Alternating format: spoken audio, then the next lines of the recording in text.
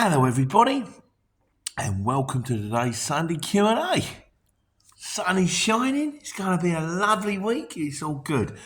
Bit of a different week this week. Inspired by, or not necessarily inspired by, but last week I ran like mental, ran for 6 days, went up on a Sunday, went to Durham, went to Scotland, ended up on a decent week but did a pile of diesel. This week, much more sedate. Wasn't loaded, ready to go for Monday morning. Just ran a normal week, 5 days. I didn't end up with the same kind of money, but didn't end up with the same kind of diesel. And to be honest with you, I think I might be about 200 quid difference. And bearing in mind that I didn't work 6 days and didn't run here, there and everywhere and kept everything simple, seems to way forward, which leads us into, neatly, the first comment from Simple Brian. Now, Simple Brian, when I started this escapade, 5 years, 7 years ago, there were 2 people that looked after me. Ben at HPC and Simple Brian, who's not called Simple Brian, his name's Mick. But he's sort of, he likes to be anonymous. He's not one of those people that wants to, hide his light under a bushel. And Brian says, keep it simple. A lot more profit in local jobs. Less is more. Less fuel, less hours, less wear and tear on the vehicle, less risk of something going wrong. What do I know anyway? Mate, you know a lot. And I would not be in a position I am without you, and I'm eternally grateful. You're in the book, by the way, the new one, which has not coming on. It was, and it stopped. I'll try and get this done this week. But I've got gardening to do, because the sun is shining. We've got to get back out in the garden. But this is definitely the way forward. Having said all of that, I'm thinking about it. In the old days when we were doing the firm, we could get 2 jobs a day, and it would be sort of like Dunstable to Northampton to a Booker's, where you knew you were going to be stuck there for 2 hours, but 250 quid. And then you might get sort of like Daventry to Milton Keynes. Same again, 250 quid. You would get 500 quid for going up the road and then back down again. Now these kind of jobs, I remember when Brian said in the beginning, he said, if I wanted to move a machine from Milton Keynes to Luton, I would expect to pay 250 quid for that job. No, sorry, £200. And this is what got me going, whoa, I need to get out of vans and get into lorries. Now those jobs go for 120.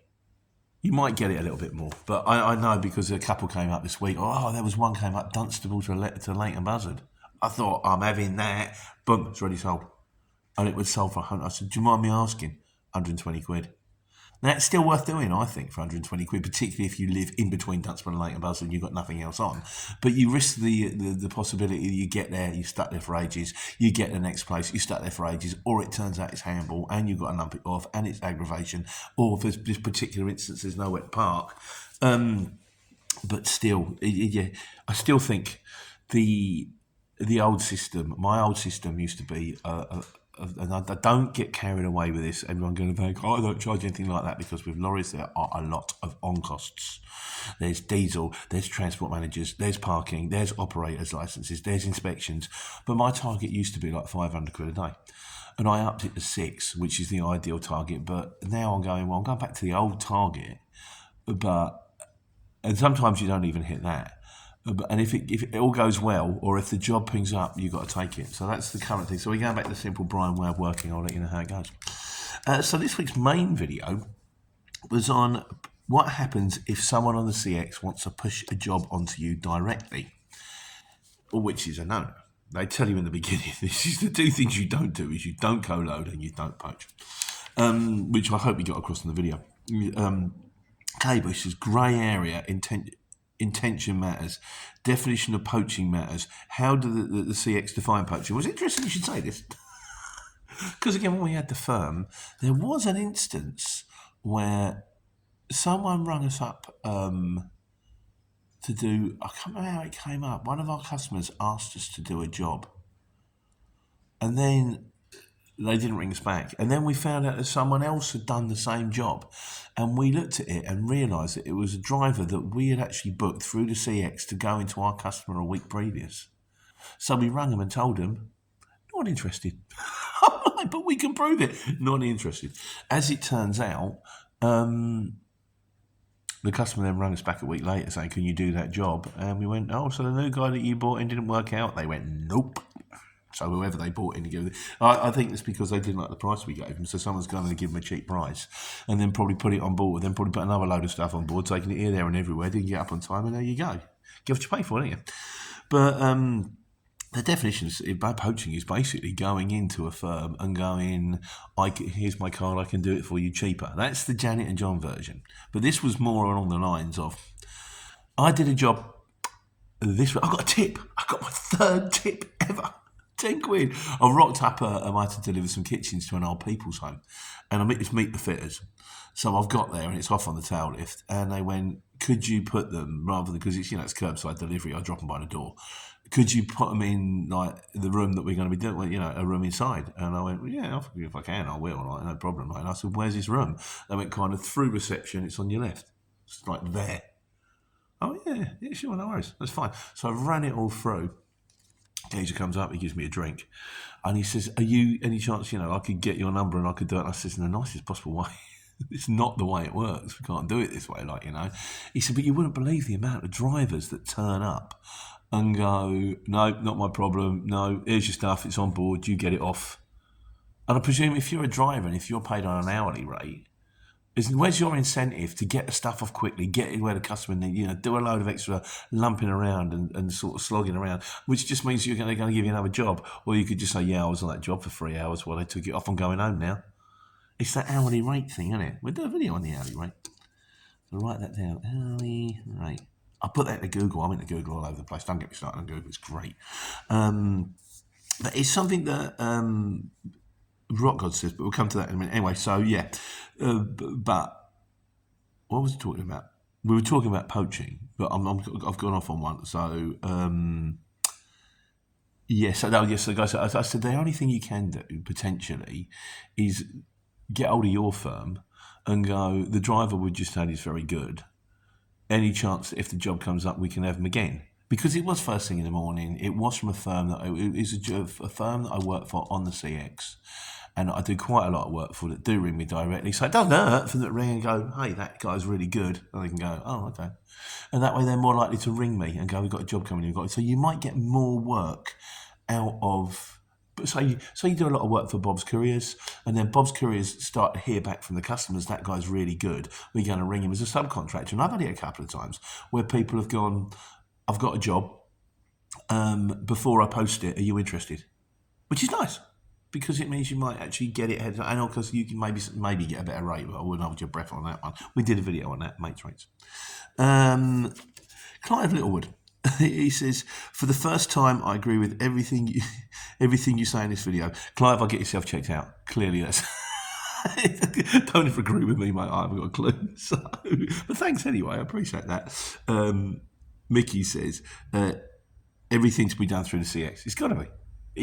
Think of it from your point of view. Think of it, as I said in the video, that you spent time, you've gone round, shoe leather, putting flyers through people's doors, spending money on Google ads, putting the adverts out there, getting a customer. It's taking you 2 months to land this customer. They're great. And 2 weeks later, they stop ringing you because someone else has gone in and they've gone, you're really good. You did the last job. Yeah, I'll do it for you. That's not fair on you, is it? It's like, mate, I've done you a favour there. I spent a load of time getting that because this is what I do. I sit in front of a laptop, you've got to drive. But I don't just sit in front of a laptop, I've got to get my customers. And for you to just come and take them, it's not fair, and it's not. Mark Smith says, spot on, Pete. Just this morning, a customer wanted to book me direct. Yeah, you just have to say, look, you can't book me direct, but what you can do, get hold of the firm, tell them that you want me next time. Godzilla says, I always say the same thing. I'm on here on behalf of, I'm kind of the same. So I'm not great at lying. So I eventually have to go, look, I'm a subby. It's how it works. But then what I tend to do is I tend to say, what happens is we're very, very busy. Sometimes they have an overflow. So they've got a list of approved drivers who they use. And I'm kind of an approved driver that works for 3 or 4 firms in the area. It's enough flannel to actually cover it without making it look like it's sort of... It's not like a constant, because they're not all of them. It's actually not. It's actually relatively true. A lot of the firms that work on the CX have got their own vehicles. You see them driving around. No. But and obviously, if they overbook, it's exactly how it works. Yeah, going on, he says, if pushed, I'd say I'm self-employed and these companies have a short list of people to go on and I'm on that list of their trusted workforce. Exactly. They tend not to ask after this. Yeah, absolutely. And Rock God says, he says, personally, I don't see it as approaching. If a customer approaches you, I've had people asking me to work direct when Anna's couriers are normally used, they either send in a muppet, goods get damaged or deliveries aren't made with no communication. I always think that if you get asked, it's because they aren't happy with the service they're currently getting, not just because they think you'll do it cheaper. It's poaching, though, if you just go and start card dropping. Yeah and no. I understand what you're saying. And I think you're totally right. In fact, in this instance with the Old People's Home, it was because the guy turned around and said, you would not believe how many drivers we get in here who are like next to useless. But that doesn't mean you can go, okay, well, I'm good. Because what happens, you think about it from the other way. If the firm that sends you in, that goes, every time we send this guy in, we lose a customer. Because you go in, you're really good, they go, we want you all the time, and suddenly you're doing the jobs for them, and it's like, I want to stop sending them in. And if you do that for every firm, eventually no one will give you any jobs. So it will be a bit of a sort of a self-depreciating thing, but it just, the way is, if you do a good job and they want you, get them to ring the shipper and go, book me every time. Do you a favour. Wise guys. Lee says, Leachy, hello mate. He says, apparently you're not allowed to, right, this is to do with the can you join the CX in the car? This is a question from last week. Apparently you're not allowed to join the CX with the car, but I've noticed quite a lot of car jobs being posted. I'm sure shippers only post them as they think they would get them cheaper for the load. Do they honestly think us drivers are going to say drive 100 miles in a car and then hopefully get to another car job to drive home? And also the goods won't be insured unless they're taking out all the insurances that need to transport the goods legally. And Plugly says you can add a car to your fleet, but you do need a van to initially sign up. I guess the argument can be made that for some people, it's a bit like, it's kind of like a shippy job, isn't it? It's like, well, we need an envelope taken from Wales to Bangor. Wonder if there's anyone going on holiday to Bangor. You know, in their car. Might be a person on the CX, might be a shipper.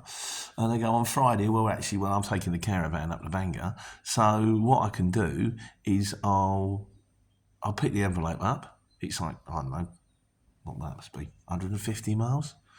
I'll do it for 40 quid, because all I've got to do is pick the envelope up, drive to Bangor on the way to the caravan park, drop an envelope off, it's paid for me diesel. That could be one way of looking at it, but it's kind of a bit, isn't it, really? Come on, lads. There's got to be a time, you know. So, which brings us on to miscellaneous. Nick says, Soul Andicu's got his own channel out there. He's out there doing the wargaming thing. Oh, he said, Pete, the accelerator issue sounds familiar, but this may not be the most unexpected answer. But I watched a video from Cruising the Cut, a narrowboat channel. Yes, the name is suspect. I don't know what that means. The other night, and what you described sounds like a similar issue and the solution, or at least look at the problem. Yeah, I didn't get around to that. I'll have to go back and have a look at the link. It's still playing up, but so rarely now. Maybe once a day. It seems to be. I think it's something to do with a rev inhibitor, which is, if it goes to a roundabout, it's fine, unless it sort of sits there and idles and loses revs, and you've got to kind of wake it up again. But it wakes up fairly quickly, and no one's tooted me. I might have 2 or 3 cars behind me thinking, why is he not going? And then you go. It's not nice, because every day you think, ooh. But I've done about 4 weeks straight now with I haven't actually had a day off because something's gone wrong, and I'm hoping that one day something will happen that finds the answer, but who knows? I've just got to keep going until we work out what the problem is. Lee also says, he says, this is Lee from earlier, Leachy. I don't know if I should call you Lee or Leach on the channel. I'll call you Leach on the channel, Lee, when you ring me. Pete, it sounds like, oh yeah, we did one about Dragon's Lair. Donkey Kong, that was another one. Pete, it sounds like you used to play the same arcades as I did. My favourite was Dragon's Lair. My cousin and I were so good at it, we used to be able to complete it with a joystick behind our backs. That's impressive. Do you know the bit I could never do? You get to the bit with the mudmen, and you go left, and you go right, and then you jump over a crater, and then the mud goes, and then you go left, you go right, and there was one crater, he'd stand like that, and he got to jump, and every time, dunk, I'm pressing forward, dunk, and it would fall in the crater, and I'm like, but I press forward, I'm pressing forward's the way forward, why doesn't this work? But other than that, yeah, you can get on your phone now.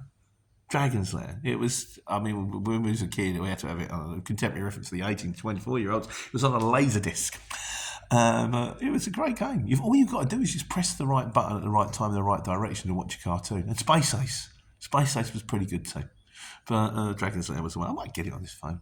I'll get it. I'll play it for 5 minutes and then I'll ignore it. But it was good fun. Finally on this one, Darren came. He says, "What van has to be reliable? An ambulance." No, Darren, the van that has to be reliable is my van. My lorry is the one that has to be reliable because it's the one that I depend on so I can eat.